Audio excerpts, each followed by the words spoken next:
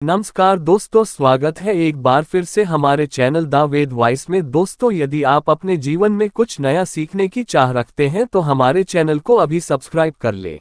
नवरात्रि के 9 दिनों में भूलकर भी ना करें। ये 10 काम मां दुर्गा होती है, क्रोधित घर में आती है।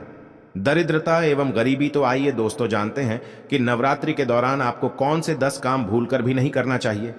दोस्तों, मां दुर्गा के 9 रूपों की आराधना का पर्व अर्थात नवरात्रि 15 अक्टूबर दिन रविवार को शुरू होने जा रहा है तथा नवरात्रि का समापन 23 अक्टूबर दिन सोमवार को होगा। दोस्तों, नवरात्रि के दौरान माता रानी को प्रसन्न करने के लिए भक्तजन तरह तरह के उपाय करते हैं।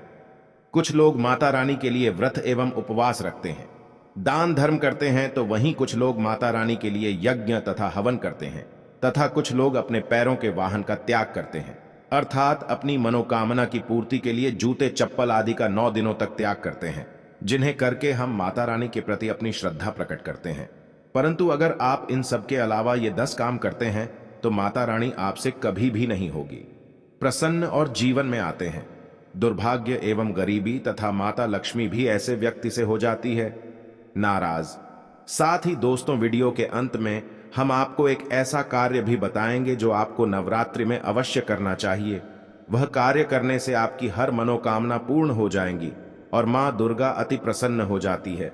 तो आइए दोस्तों जानते हैं शास्त्रों में वर्णित नवरात्रि के दौरान वह कौन सा कार्य है जिसे करना अशुभ माना गया है। इससे पहले हैं माता वैष्णव। जो भी भक्त कमेंट में जय माता दी लिखकर चैनल को सब्सक्राइब करेगा, उसके परिवार में सदैव कृपा दृष्टि बनाए रखना, साथ ही उसके सभी मनोकामनाएं पूर्ण करना। तो दोस्तों, सबसे पहला कार्य है स्त्रियों का अपमान ना करें। मित्रों, शास्त्रों में कहा जाता है यत्र नार्यस्तु पूज्यन्ते रमन्ते तत्र देवता। यह त्रेता सुना पूज्यन्ते सर्वत्र फला क्रिया अर्थात जहां स्त्रियों की पूजा होती है वहां देवता निवास करते हैं और जहां स्त्रियों की पूजा नहीं होती है, उनका सम्मान नहीं होता है, वहां किए गए समस्त अच्छे कर्म निष्फल हो जाते हैं। मित्रों, इसलिए आप सभी से पति है कि आप नवरात्रि में किसी भी स्त्री का अपमान न करें। हिंदू धर्म में स्त्रियों को माता रानी का ही रूप माना जाता है। स्त्रियां माता रानी का ही अंश होती हैं। माता रानी स्त्रियों का सम्मान करने वाले मनुष्य पर सदैव ही अपनी कृपा बरसाती है। साथ ही माता लक्ष्मी भी ऐसे मनुष्य पर सदैव प्रसन्न रहती है। दोस्तों, स्त्रियां स्वयं की खुशियों का त्याग करके आपके घर को स्वर्ग बनाती है। स्त्री स्वयं उपवास करके अपने पति की लंबी आयु की कामना करती है। जीवन भर अपने परिवार के लिए बिना थके कार्य करती है। ऐसी पतिव्रता स्त्री का अपमान करना महापाप होता है। जो मनुष्य नवरात्रि में किसी भी स्त्री का अपमान करता है, स्त्रियों की तरफ गलत भावना से देखता है, उससे मां दुर्गा अवश्य ही दंड देती है और ऐसे व्यक्ति से माता रानी सदैव नाराज रहती है। दोस्तों, दूसरा है घर में कलह का माहौल न मचाएं। रामचरितमानस में वर्णित है कि जहां सुमति तहां संपत्ति नाना, जहां कुमति वहां विपत्ति निधाना अर्थात जहां क्लेश का माहौल बनता है, जिस घर में लड़े ढाई झगड़े होते हैं, वहां पर मां लक्ष्मी कभी भी नहीं ठहरती।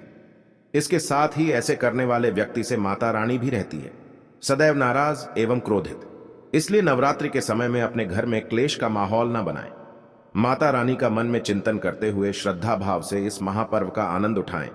दोस्तों, तीसरा है नवरात्रि के दौरान कोई भी अनिष्ट कार्य ना करे, जैसे झूठ बोलना, पैसों की चोरी अथवा धोखेबाजी करना, निष्पाप पशुओं को सताना, किसी गरीब को नीचा दिखाना आदि कार्य भूल से भी ना करें।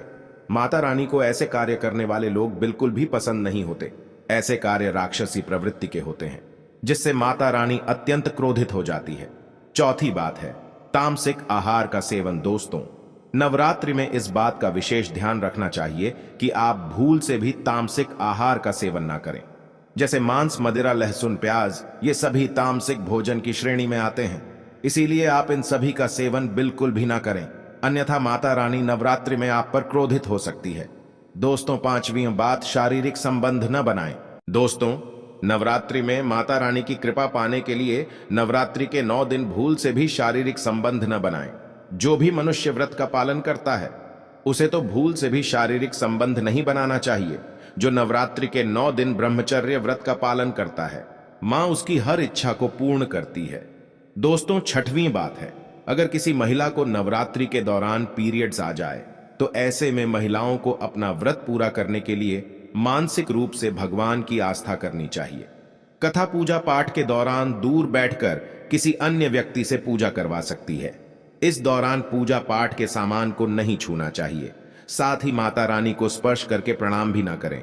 दोस्तों, सातवीं बात, जो लोग नवरात्रि का व्रत करते हैं उन्हें चमड्डे से बनी वस्तु को धारण नहीं करना चाहिए, जैसे पर्स, बेल्ट, बैग इत्यादि, क्योंकि इनमें चमड्डे की कुछ मात्रा मौजूद होते हैं और चमड़ा पशुओं को मारकर बनाया जाता है।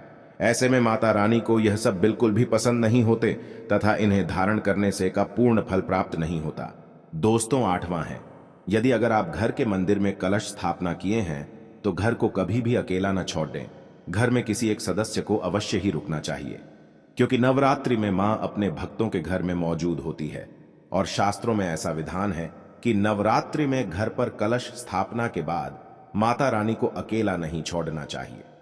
साथ ही अगर घर में कोई ना हो तो बिल्ली इत्यादि कलश को गिरा सकते हैं, जिसे बहुत ही बड़ा अपशगुन माना जाता है। इसलिए नवरात्रि में घर को कभी अकेला नहीं छोड़ना चाहिए। साथ ही विष्णु पुराण में नवरात्रि में दिन में सोना वर्जित माना गया है। दोस्तों, 9वीं बार नवरात्रि में जो व्रत करते हैं उसे भी एवं जो व्रत नहीं करते उन्हें भी नवरात्रि में भूल से भी बाल नहीं कटवाना चाहिए, दाढ़ी नहीं बनवाना चाहिए, नाखून भी नहीं काटना चाहिए। साथ ही व्रत करने वाले को तंबाकू, गुटखा, गुड्डाखू, सिगरेट इत्यादि का सेवन भी नहीं करना चाहिए। कई लोग होते हैं जो नवरात्रि में मांस मदिरा का सेवन तो नहीं कर रहे हैं, लेकिन गुटखा तंबाकू से क्या होगा, ऐसे मानसिकता से वे इन चीजों का सेवन करते हैं। परंतु आपको बता दें कि शास्त्रों में इन चीजों की भी मनाही है। गुटखा तंबाकू खाने से व्रत का पूर्ण फल प्राप्त नहीं होता। दोस्तों, 10वां है, घर के द्वारा आई हुई किसी भी स्त्री या कोई भी अतिथि का अपमान न करें। दोस्तों, यदि नवरात्रि में आपके द्वार पर कोई कन्या, वृद्ध स्त्री अथवा कोई दुखी मन भोजन की इच्छा से भिक्षा के लिए आई हो तो उसका भूल से भी अपमान न करें अथवा उन्हें खाली हाथ घर से जाने भी ना दें। यदि आपके घर में कोई दासी है तो उसका भी अपमान न करें। नवरात्रि में उन्हें भी कुछ न कुछ भेंट अवश्य दें। इससे मां दुर्गा अत्यंत प्रसन्न होती है और आपकी हर मनोकामना को पूर्ण करती है। दोस्तों, इसके साथ ही अगर आप व्रतधारी हैं, व्रत रखते हैं, तो कलश स्थापित करते समय वाला यानी पानी वाला नारियल का ही प्रयोग करें। साथ ही यह भी ध्यान रखें कि नारियल को कलश के ऊपर लेटाकर रखना चाहिए। कलश स्थापना करते समय कभी भी नारियल को खड़ी टेढ़ा करके नहीं रखा जाता। नारियल को सदैव लेटाकर कलश के ऊपर रखा जाता है। साथ ही नारियल को स्थापित करने से पहले आप नारियल को लाल कपड़े में लपेटकर उस पर लाल चुनरी ओढ़ाकर आप नारियल को कलश के ऊपर स्थापित करें। शास्त्रों के अनुसार कलश के ऊपर जब सही तरीके से नारियल रखा जाता है और सही प्रकार का नारियल रखा जाता है तभी व्रत और पूजन का पूर्ण फल प्राप्त होता है। साथ ही यह भी ध्यान रहे कि महिलाएं माता रानी को नारियल अर्पित कर सकती हैं, लेकिन कभी भी माता रानी के सामने नारियल को भूल कर भी नहीं तोड़ना चाहिए, क्योंकि नारियल का 20 रूप होता है और स्त्रियां 20 रूप से ही शिशु को जन्म देती हैं। इसीलिए कभी भी महिलाओं को नारियल नहीं तोड़ना चाहिए। नवरात्रि में माता रानी का व्रत और पूजन किया जाता है, लेकिन नवरात्रि के दौरान सबसे ज्यादा महत्व होता है कन्या पूजन का। दोस्तों, माना जाता है कि माता रानी व्रत उपवास से जितना प्रसन्न होती है उससे 10 गुना ज्यादा प्रसन्न कन्या पूजन से होती है। नवरात्रि में छोटी छोटी कन्याओं को माता रानी का स्वरूप माना जाता है। कन्याओं को भोग लगाया जाता है, उन्हें प्रसन्न किया जाता है और बदले में आशीर्वाद मांगा जाता है। कन्याओं को प्रसन्न करने के लिए गिफ्ट वगैरह आदि उपहार दिए जाते हैं। माना जाता है अगर कन्याओं को कोई भेंट दी जाए और उसे खुशी खुशी स्वीकार कर ली तो इसका मतलब है माता रानी अर्थात माता वैष्णो ने भेंट स्वीकार कर ली। जिन पर वो कन्याएं प्रसन्न हो गई तो समझो उन्हें माता रानी का आशीर्वाद मिल गया और माता रानी की कृपा से उन्हें मुंह मांगा वरदान प्राप्त होता है। शास्त्रों में बताया गया है कि नवरात्रि में 3 साल तक कन्या का पूजन होना चाहिए। अष्टमी अथवा नवमी को कन्याओं के पैर धोकर भोजन करना, उन्हें उपहार आदि देना श्रेष्ठ माना जाता है। इससे आपके घर में संपन्नता बनी रहती है। कथा जीवन में धन धान्य की कभी भी कमी नहीं होती। शास्त्रों में वर्णित है कि कन्याएं जितना अधिक खुश होती हैं, माता रानी उतना ही जल्द फल प्रदान करती है। ऐसे में आप कन्याओं को चॉकलेट बॉक्स दे सकते हैं तथा खूबसूरत कपड़े दे सकते हैं। याद रहे काले कपड़े ना दे और स्टील के बर्तन भी गिफ्ट के तौर पर दे सकते हैं। याद रहे कि कन्याओं को लोहे का कोई भी सामान नहीं देना चाहिए। दोस्तों, जब कन्याएं आपके घर से पूजा एवं भोजन के बाद अपने घर के लिए प्रस्थान करें तो उनके चरण जरूर छू लें। अपने मन में अपनी प्रार्थना को, अपनी मन की इच्छा को कन्याओं को विदा करते समय अवश्य प्रकट करें। सच्चे दिल से मांगी गई मुराद माता रानी अवश्य पूरे करते हैं। प्रिय भक्तों, आज के वीडियो में बस इतना ही। शास्त्रों में वर्णित हमारे द्वारा दी गई जानकारी आपको अच्छी लगी हो तो वीडियो को लाइक अवश्य करें और कमेंट बॉक्स में जय माता दी, हर हर महादेव।